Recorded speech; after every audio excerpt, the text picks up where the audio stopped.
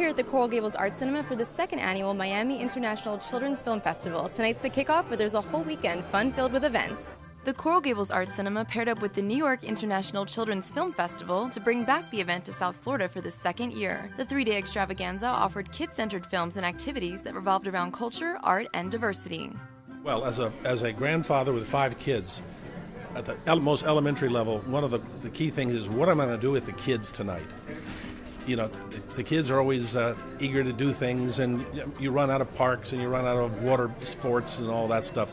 So I think cultural activities like this, where kids can see films from all over the world, get interested in cinema, in the Coral Gables is wonderful. So from the level of a parent, thank goodness there's an event like this for us and for grandparents. And also it brings people into Coral Gables. It adds to the quality of life that we're famous for. Some of the film's directors, who hailed from all around the globe, were in attendance to interact with the audience and explain the inspiration and hard work that went into making the films. Pues Nocturna trata de la historia de Tim, que es un niño que es un... Nocturna is about a boy named Tim, who's scared of the night. And the only way he feels better is to look at the stars. But it's not until he realizes that the stars are disappearing does the adventure begin, because he wants to find out why this is happening. Pues Nocturna es una película que está hecha en animación tradicional, 2D. Nocturna is a movie that's done in a traditional, old-style animation, which is 2D. And as you know, animation takes a long time. The film took us around 4 years to make, and it took the collaboration of a lot of people and studios from both France and Spain. We had animation artists from both countries. The idea was to recreate a classic story, like the ones we were told when we were kids. So it's a classic story, with a modern twist that revolves around the fear of the night and the dark. Overall, it's about being afraid of things we don't know. And the night is something that's very mysterious for everyone. But this film shows the bright side of the darkness. The story takes place in South America, in the archipelagos and in Santiago, Chile.